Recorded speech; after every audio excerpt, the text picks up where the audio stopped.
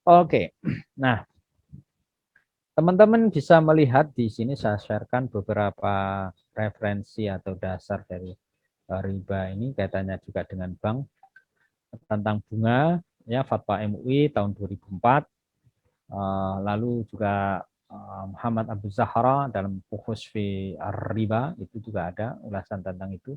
Imam Nawawi dalam Al-Majmu' juga Wahbah Juhaili dalam Al-Fiqh Al-Islami Wadilatu juga di Majelis Tarjih.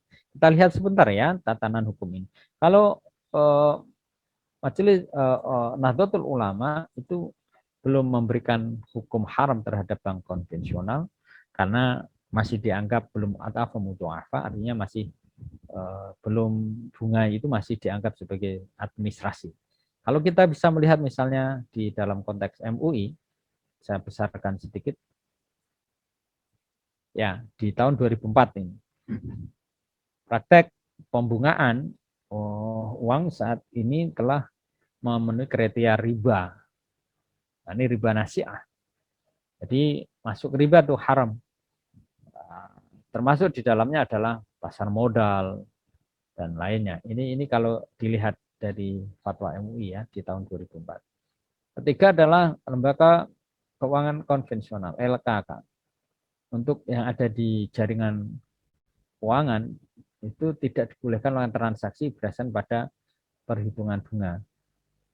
Misalnya sekarang ini haji itu tidak boleh lewat bank konvensional. Wakaf pengembangannya tidak boleh melalui bank konvensional, harus melalui bank syariah. Ya. Wilayah yang belum ada kantor jaringan itu boleh melakukan transaksi dengan bank konvensional dengan ilah daruroh. Jadi lidaruroh tabihul mahdurat. Membolehkan hal-hal yang belum dibolehkan. Nah, kalau sudah ada bank syariah, maka bermigrasi ke syariah. Bagaimana sekarang ini juga BNI syariah, bank syariah mandiri, bank syariah di bawah yang negeri ya, itu menyatu di dalam namanya BSI, Bank Syariah Indonesia. Di Maret kemarin itu sudah dilaunchingkan, semua wakaf, semua zakat dan lain sebagainya yang berkaitan dengan persoalan dana keumatan umat Islam itu melalui BSI atau Bank Syariah ya. Oke.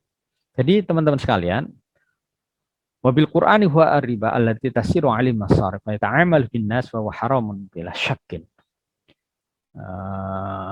Pembahasan tentang riba ini juga menjadi ulasan di dalam Al-Quran bahwa riba yang dipraktekkan oleh bank dan masyarakat itu oleh Abu Zahra ya di dalam Hus fi riba itu memang beliau menghukumi haram itu. Ya, menghukumi haram kalau melihat dari siapa tadi Abu Zahra. Tapi kalau kemudian Imam An-Nawawi Al-Mawardi menyatakan bahwa sahabat ulama Syafi'iyah berbeda pendapat tentang pengharaman bank yang didasarkan Al-Quran atas dua pandangan. Satu, pengharaman tersebut bersifat mujmal atau global, ya, yang dijelaskan oleh sunnah. Setiap hukum riba dikemukakan oleh sunnah adalah merupakan penjelasan terhadap keglobalan Al-Quran tadi. Jadi baik riba ayat ataupun riba nasiah. Jadi kedua, ya beliau berpandangan bahwa pengharaman riba di dalam Al-Quran itu sesungguhnya hanya mencakup riba nasa yang dikenal oleh kalangan jahiliyah. Lalu permintaan tambahan atas hutang disebabkan oleh penambahan masa pelunasan dan juga salah seorang di antara yang melakukan ya apa itu di antara yang melakukan transaksi tadi itu tidak membayar ya, maka ia menambahkan piutangnya dan menambahkan juga masa pembayarannya. Hal ini dilakukan pada saat jatuh tempo. Itulah maksud firman Allah, jangan wala taqulu riba itu at'afum mudha'afah. Dan kemudian sunnah Rasulullah tadi itu menambahkan riba dalam pertukaran mata uang terhadap bentuk riba ya. Nah, kalau kita bisa melihat misalnya keterkaitan kedua pendapat ini, bunga bank adalah haram, riba bunga adalah riba nasiah, baik itu yang berganda ataupun yang rendah, karena kegiatan utama bank adalah memberikan pinjaman. Ini pendapat yang sangat keras di dalam menghukumi hukum bank.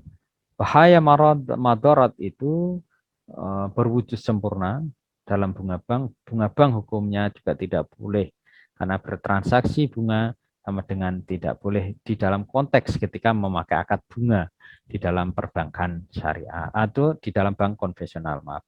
Nah, dalam kondisi demikian maka teman-teman sekalian kita harus bijak melihat bagaimana kemudian hukum-hukum akad yang ada di dalam konteks kesyarian itu lalu mewujud di dalam konteks akad-akad yang ada di dalam perbankan syariah. Jadi saya contohkan sekali lagi misalnya ganti orang ya, Mbak Amalia sama Mbak Siti sama Mbak Nail. Mbak Siti ya ketika kemudian meminjam Mbak Nail dengan hutang bunganya 10% itu jelas riba. Oke. Nah, ketika apa namanya pinjaman bunga di bank konvensional lalu belum ada syariah itu oleh ulama menyebutnya dengan daruroh. Nah, kalau sekarang misalnya Mbak Amelia meminjami Mbak Siti Lutfah dengan akad mudharabah, pinjami 100 juta, nanti keuntungan dari mudharabahnya masing-masing ada 10 juta misalnya 1 tahun, lalu 5 juta untuk Mbak Siti, lalu 1 juta untuk pemilik modal Mbak Amalia. Itu mudharabah. Kalau misalnya Mbak Amalia ya memberi Mbak Siti Lutfa atau Mbak Nail masing-masing 250 untuk beli rumah, beli mobil. Sistem apa? Murabahah. Maka Mbak Amelia meminjamkan 250 juta tadi. Nah, selama 3 tahun nanti akan dibayar 350 juta atau 320 juta lah gitu ya. Selama 3 tahun flat. Nah, itu yang dipakai di dalam konteks perbankan syariah dengan murabahah. Nah, sehingga secara sederhana ingin saya jelaskan atau kemudian kita ingin melihat proporsi hukum tentang perbankan syariah mana yang riba, mana yang kemudian bunga administrasi, mana yang disebut dengan bagi hasil. Ketiganya sangat berbeda. Oleh karena itu, sebagai satu bentuk konklusi di bahasan yang ini, nanti sebentar lagi kita membahas yang lain, adalah selama kemudian masih bukan tidak utang, nggak usah utang. Kalau memang terpaksa utang, jangan ke rentenir. Berarti utanglah kepada bank syariah. Kalau kemudian memang di situ ada syarat-syarat yang memudahkan, kenapa tidak? Karena di situ memakai akad-akad yang berdasarkan ajaran yang dikembangkan atau kemudian turun menurun di masa-masa tabi'in. Cuma berubah secara teknik. Dulu tidak ada kampus, sekarang ada kampus. Dulu ada halakoh di masa Rasulullah. Sekarang kemudian modelnya adalah kampus. Dulu pinjam meminjam secara personal, sekarang ada kelembagaan dan seterusnya. Itu ya. Nah, sekarang apalagi di era digital, semuanya secara virtual dan lain sebagainya itu lebih memudahkan di dalam konteks kita bertransaksi. Ya, baik, itu bahasan tentang bank.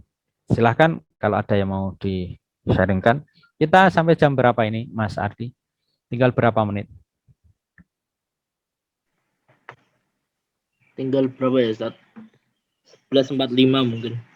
Oke. Apa Ya. sampai duhur ya? Oke. Ya, masih ada bahasan tentang rohn ya, insya Allah. Ada yang mau di-sharingkan dulu? Belum? Oke. Wadiah kemarin sudah ya, titipan ya.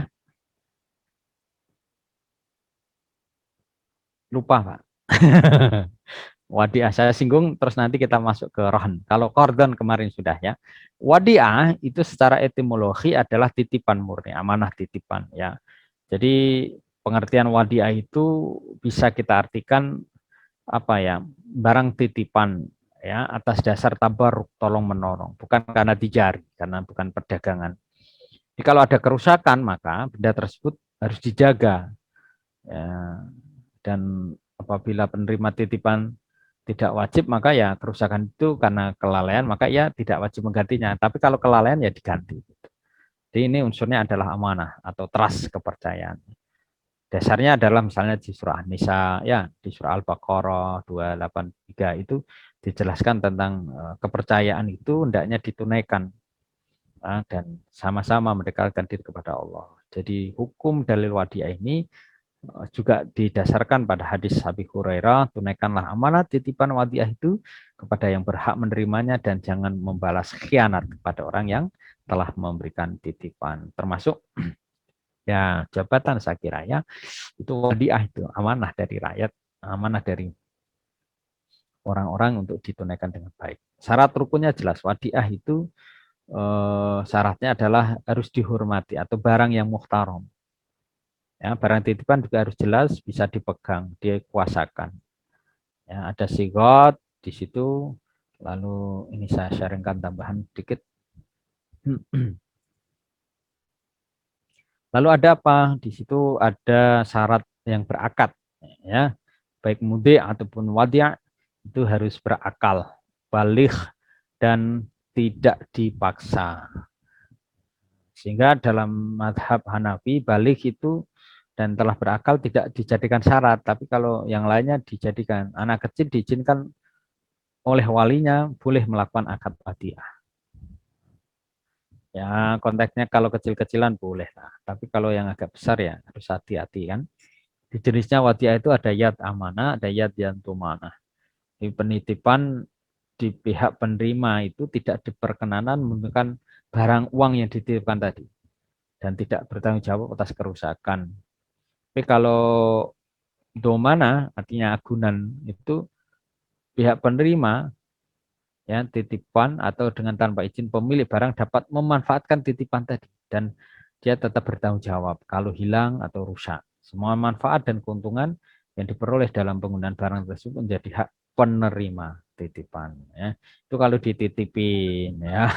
Ini contoh misalnya di skema ini ada nasabah menitipkan atau penitip mustawid gitu menitipkan barang ya apa itu mobil kah atau apa ya bank menyimpan lalu ada nasabah penitip mustawid lalu di sini ada pengguna dana. Nah di sini ini terjadi siklus bagi hasil pemanfaatan dan juga pemberian bonus dan lain sebagainya.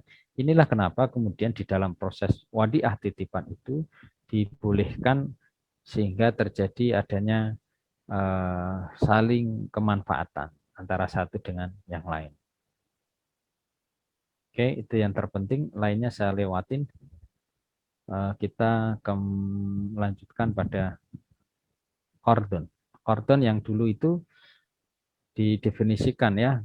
Man dzalladzi yuqridullaha qardan hasanan fa yudha'ifu lahu wa lahu ajrun karim. Kordon itu yang membantu sesungguhnya mengikuti madhab yang lain secara syar'i. Ya, misalnya kita ambil Imam Syafi'i, kordon itu memindahkan kepentingan suatu kepada seseorang ya, untuk membayar kembali. Ya, jadi syarat rukunnya itu ada jelas ada ijab kabul ya. Bagaimana jual beli itu. Nah, syarat kordon itu harta yang dipinjamkan dengan syarat yang sudah pernah kita bahas juga, yang memiliki manfaat. Kalau tidak ada manfaatnya, tidak perlu, ya, tidak perlu. Nah, terakhir sekali tentang rohan. Nanti mudah-mudahan the next meetingnya kita bisa bahas tentang undian, ya, tentang lomba, asuransi, ya, supaya lebih lengkap materinya. Walaupun tidak sangat mendalam, nggak apa-apa. Yang penting kita sudah mencoba untuk mempelajarinya, ya. Nah, rohan itu secara bahasa adalah habsun, menahan. Jadi menjadikan benda yang bersifat kebendaan tadi itu sebagai kepercayaan atau jaminan lah ya, yang dapat dibayarkan bila utang tidak terbayar, maka ya rohan tadi itu agunannya bisa dilelang ya, dilelang. Syaratnya jelas sigot orang yang berakad makut alaih ada objeknya. Ya, akad ini ditetapkan hanya untuk nasabah yang memiliki keperluan konsumtif, kordon hasanah tadi. Kalau yang mekanisme gadai atau rohan syariah itu dapat dilakukan dengan 6 akad. Akad sosial, akad ijarah, akad rohan, mudharabah, dan juga akad musyarakah. Ya. Ini beberapa hal yang bisa kita kaji di dalam persoalan rohn, wadiah, dan juga persoalan gade ini tadi ya. Alhamdulillah. Oke, terakhir pelelangan di dalam prinsip syariah Islam membolehkan jual beli yang halal dengan cara lelang. Dalam fikih disebut dengan akad bai'ul muzayadah. Praktek lelang dalam bentuknya sederhana pernah dilakukan oleh Rasulullah Shallallahu Alaihi Wasallam. Jadi siapa yang tertinggi nanti yang dia akan membayar, gitu ya. Di dalam konteks ini saya pernah melihat misalnya lelang sawah Cawan Demak itu 350 hektar itu dilelang persewaannya.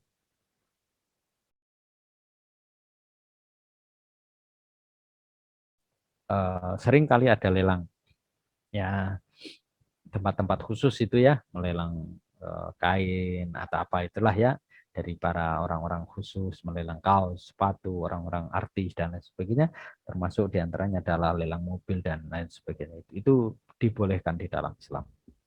Baik teman-teman sekalian, ini 11.40, masih ada beberapa menit dari beberapa bahasan tentang wadiah, tentang rahn, ya, tentang qardon. Termasuk tadi itu kita sudah bahas tentang relasi bunga dan juga bagi hasil di dalam dunia perbankan maupun huwalah, pengalihan hutang ya. Ada 6 1 2 3 5 ya materi yang kita sudah bahas pada kesempatan pagi. Baik, ada yang mau di-sharingkan? Silakan.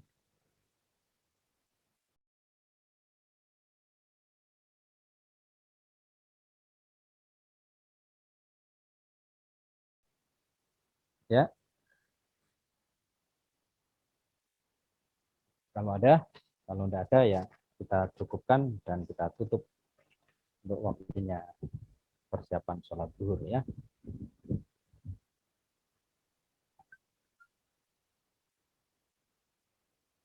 Tadi ada beberapa yang belum menjawab salam saya. Siapa ya tadi? Lupa. Kayaknya Mas Nasar belum saya panggil kayaknya. Mas Nasar aja. Ya. Uswatun hasanah. Assalamualaikum. Ini Mbak Uswatun ada enggak? Enggak ada. Hadirah Ustadz. Oh, hadirah. Mas Nazar Hamzah. Assalamualaikum Mas Nazar. Mana-mana Waalaikumsalam Ustaz. Iya, iya. Ada ya. Iya, itu Pak. Oke. Tadi Mbak Nafi Rashid. Mbak Nafi. Oke. Mbak Ida Diana. Hadirah Ustadz. Oke, masih kencang ya suaranya. Baik, ada pertanyaan? Nggak ada? Cukup ya? Terima kasih sekali untuk materi yang sangat padat pagi menjelang siang ini. Mudah-mudahan lancar semuanya. Insya Allah nanti yang asuransi, lomba, ataupun yang lain kita sambungkan. Insya Allah nanti Mas Ardi ya dan teman-temannya di materi yang terakhir tentang bukan undian ya, undian lomba nanti insya Allah next meeting asuransi ya, termasuk di situ nanti di meeting terakhir kita akan membahas ya tentang apa tadi, beragam transaksi modern. Insya Allah nanti di last meeting, karena last meeting kita berharap nanti bisa bareng-bareng. Terserah nanti waktunya apakah siang, sore, atau malam ya, bareng dengan teman-teman kelas yang lain sebagai the last meeting dan nanti sekaligus beberapa informasi sebelum kita UAS bersama di mungkin ya awal Juli kayaknya. Terima kasih, kita tutup dengan bacaan hamdalah. Alhamdulillahirabbil alamin. Alhamdulillahirabbil alamin. Kurang lebihnya saya mohon maaf. Assalamualaikum warahmatullahi wabarakatuh. Waalaikumsalam warahmatullahi wabarakatuh.